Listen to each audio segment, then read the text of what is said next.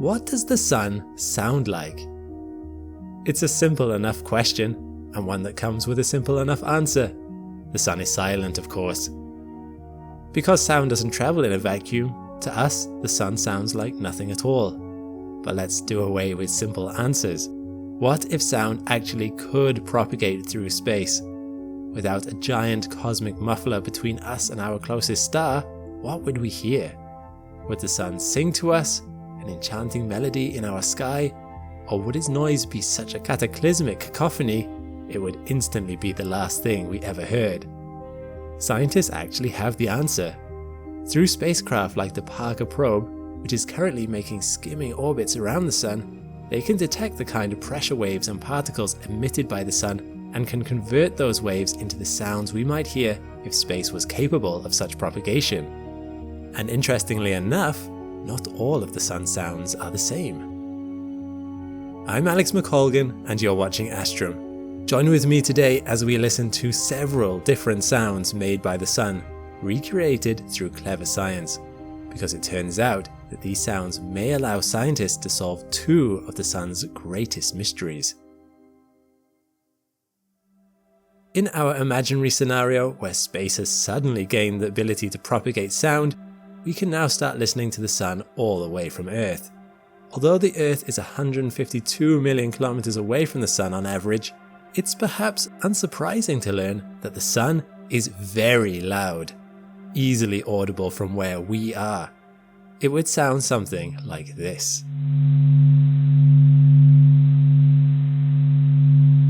Just a reminder, there is no sound in space.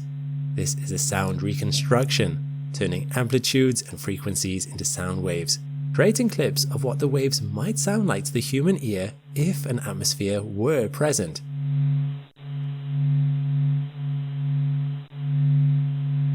This soothing buzz has an almost electrical feel to it. It reminds me of generators, or perhaps even something vaguely radioactive, which is appropriate given that this is the sun we're talking about. The nuclear fusion going on inside the sun is equal to 3.85 times 10 to the power 26 watts every second. About 1 million times more than what humanity produces in an entire year. All of this power being created has an unsurprising knock-on effect on the volume of the sound the sun would produce. To get a sense of what this would be like, take the device that you're watching this on and connect it up to the speakers that they use at your next rock concert. Then play this noise at full blast. At 110 decibels, this volume level is survivable for short periods of time, but would likely end up with the entire population of the planet going deaf if they weren't wearing earplugs as it plays in our sky non-stop. In fact, we can consider it extremely fortunate that we don't actually have to deal with this. Species would have probably evolved with no ears, as hearing would be pointless. If we get closer to the surface of the sun, that sound level grows exponentially, with some experts rating it at 270 decibels. Remember, decibels are a logarithmic scale, so every 10 decibels higher it goes, you have to multiply the sound level by 10. To get a sense of how loud this would be, 270 decibels is louder than our atmosphere itself can physically convey. There is a cap on sound at 190 decibels in Earth's atmosphere, as different mediums have different volume caps, due to some complicated quirks of wave amplitude and energy levels, which we won't go into here. The volume of the sun would be 100 million times higher than this cap. The sun is loud. Which is a shame, as some of the sun's sounds can only be differentiated when we enter that ear-splitting zone.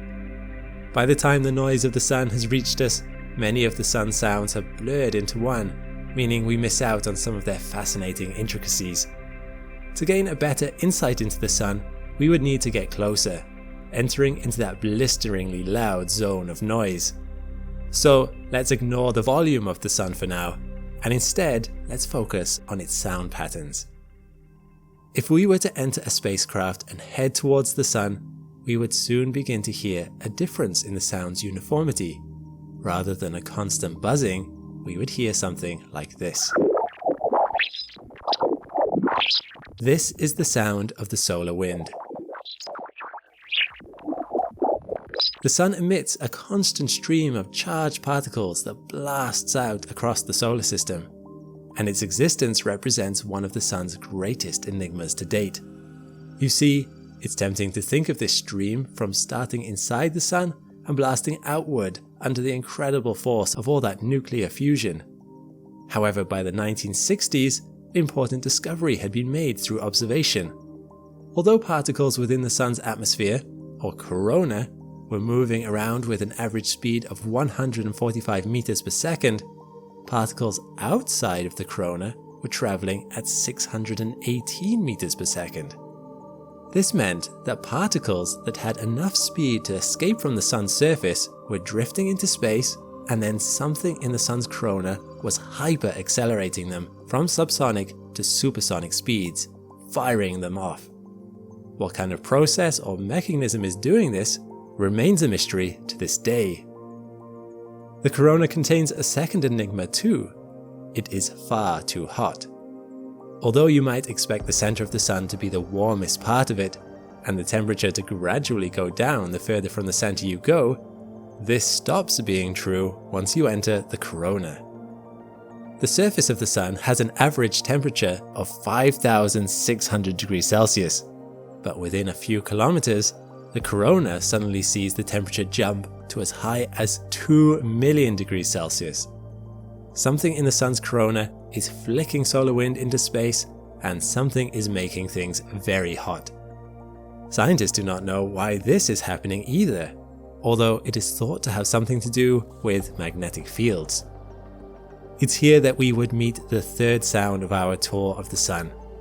As our spaceship would draw closer, and we passed over the boundary between the corona and empty space, something known in science as the Alphen surface, we would begin to hear the following.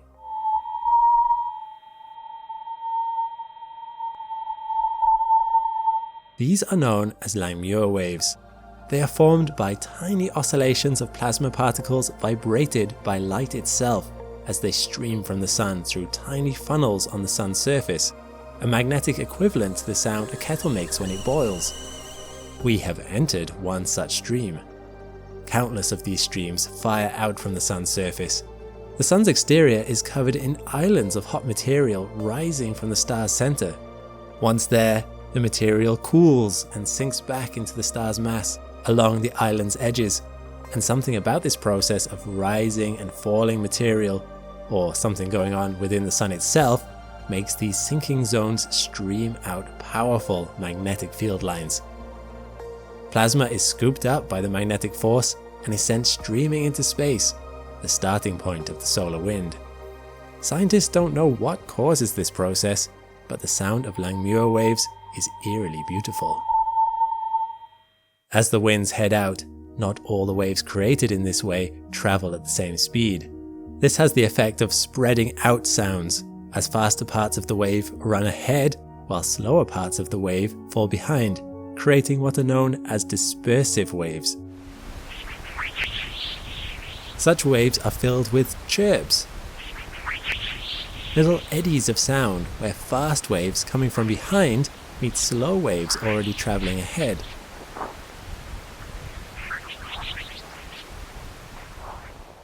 Eventually, this evens out into the hum we heard at the beginning. There is one last sound that might offer an insight into the entire mystery, one that has some intriguing implications. Here, right within the sun's boiling corona, we can finally begin to detect Whistler mode waves.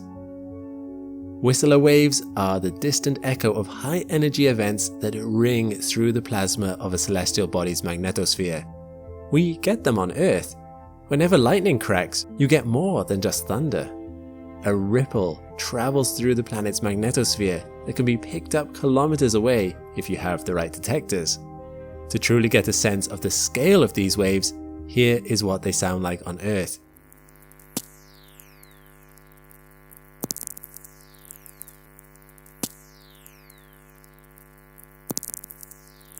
Just a few small little cracks and whistles, nothing too special.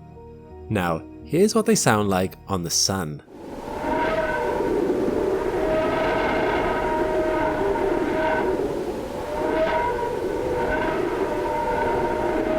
To go from sparse, brief clicks to a cacophony of wailing wind indicates that the sun's magnetosphere is not just experiencing the odd crack of lightning.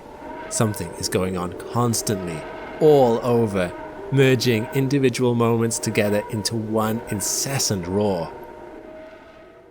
Scientists are still trying to figure out what that roar is being caused by, but at least one theory for the force behind this sound, which can account for the dramatic acceleration and superheating of matter within the corona, is a dry-sounding little event called magnetic reconnection. Magnetic reconnection sounds fairly innocuous, and yet its innocent, technical-sounding name disguises a cataclysm.